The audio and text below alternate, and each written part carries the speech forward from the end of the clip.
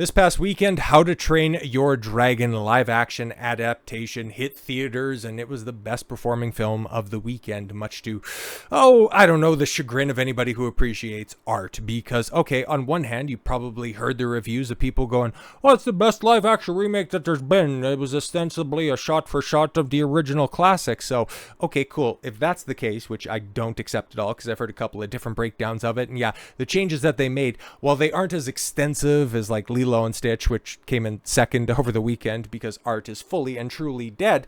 No, they still made changes. Okay, they definitely decided to pedestalize and give Astrid just a way too much authority and a drive. If you're doing a one-to-one original, like, you can go ahead and recharacterize the character themselves if you're doing a different adaptation of the book, which it's so funny, right? Because it's not too, the How to Train Your Dragon situation, full stop. Like, it's not too dissimilar to the Lord of the Rings type situation, where the original animated, kind of like Peter Jackson's interpretation of Middle-earth, it's quite different from the source material, but it at least holds true to the spirit of the books. It's kind of like How to Train Your Dragon. The book itself is a lot different than the animated from 2010, but it holds true to the author's original intent, so therefore people hold it up as just a faithful but different adaptation. Which is why anybody giving this live-action adaptation a pass is just so insane, because the changes are there. Astrid is far more insufferable. She is positioning herself to be the chief, or at least,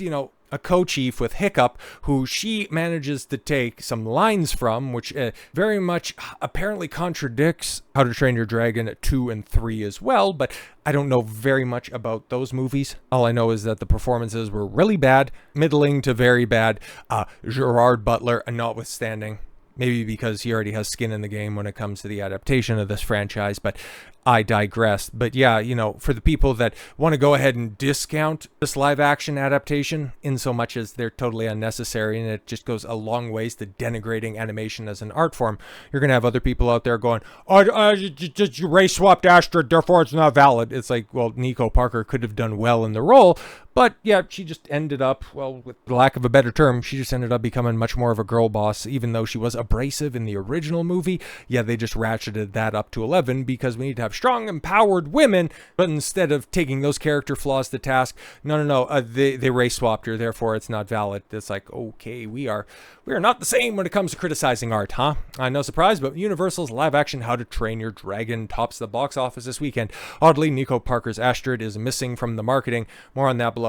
Yeah, that's interesting because she's been making the most waves, because we talked about it, just before the release, and she was out there going, oh, if you don't like my hair color, you don't have to watch my movie. And it's like, well, apparently that didn't make the rounds because, of course, the family stuff, hey man, it's Universal. Even if it's not good, because Lilo and Stitch is not good at all whatsoever. But yeah, it's definitely going to be this year's first billion-dollar film. It's going to cross, okay? It's very likely. This weekend, you're probably going to see it hit 850, depending on the international numbers, maybe get close to 900. And if Disney just simply keeps it in the theater long enough, it'll get there. Maybe before Jurassic Park, very likely before Jurassic Park. But yeah, How to Train Your Dragon off to a very strong start, and I have no reason to believe that this thing is going to have a big drop off, because what was the second weekend drop off for Lilo and Stitch? Okay, because I didn't actually look at this way back in the cup, but yeah, 58% drop off and then another 50. Yeah, so it's basically dropping off 50% at a time. So yeah, it's still on track. It's very much on track to hit $1 billion. How to Train Your Dragon. It's probably going to end up 750, 800, but yeah, it's already been greenlit for a sequel because art is in fact dead.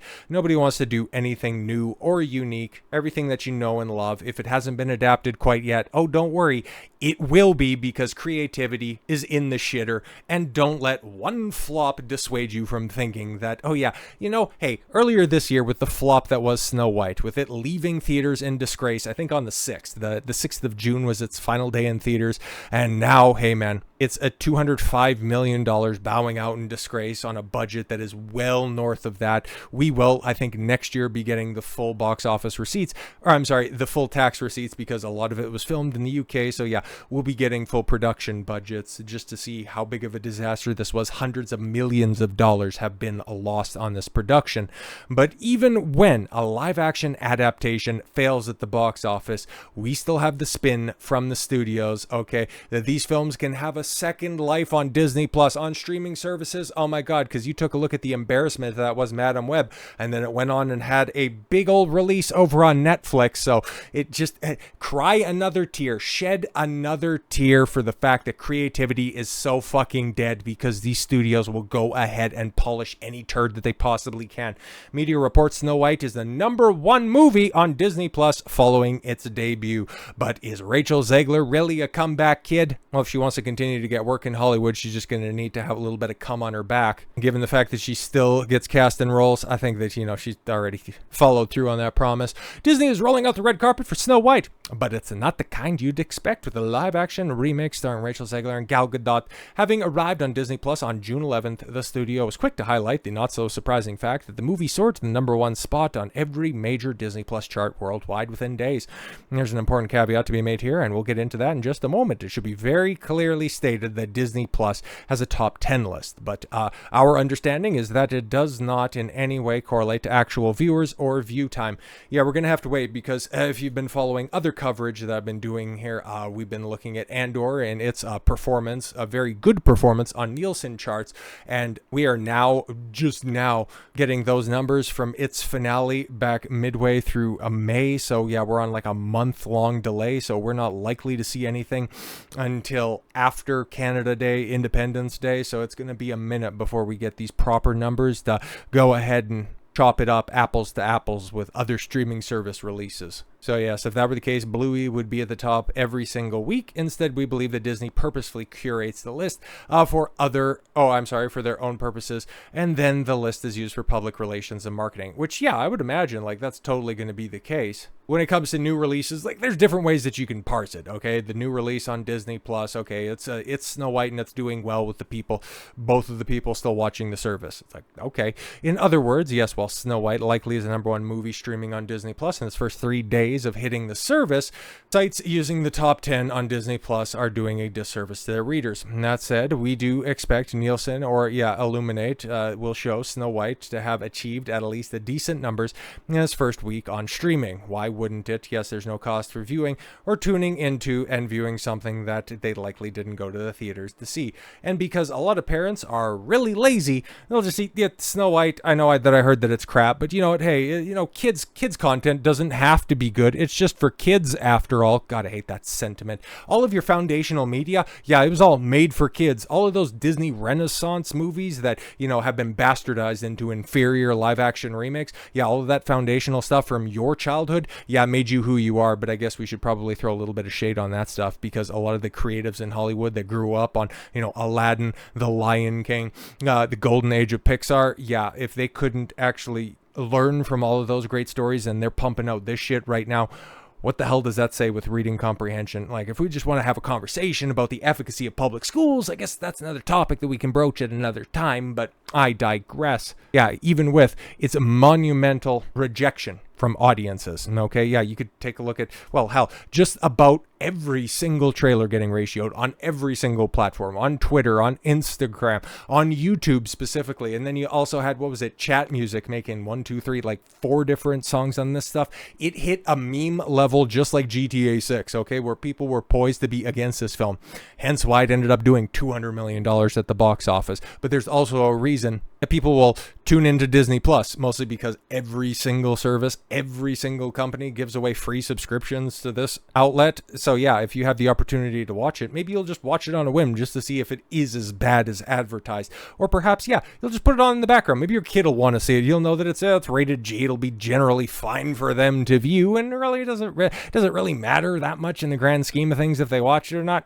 Screw it, that's fine. So yeah, it'll get a quick pop, but because of stuff like this, I mean, the marketing triumph couldn't have come at a more critical time. Snow White's theatrical debut in in March of 2025 was a public misfire on the scale that is once rare for Disney. The hefty $370 million plus production budget of the film managed to only gross $205 million globally, earning the label of a box office bomb. So even with that information, even with the label of being a box office bomb, what do you think studios are going to do with this stuff? Okay, they're just going to go ahead and come to the conclusion that, oh, I guess, kids of today, families of today, they don't like any of this old stuff. Good thing that we've already been, through pilfering all of this. What do we need to do? Oh, we need to go ahead and just take a look at what all the millennials were growing up with. How to Train Your Dragon. We need to go ahead and pilfer.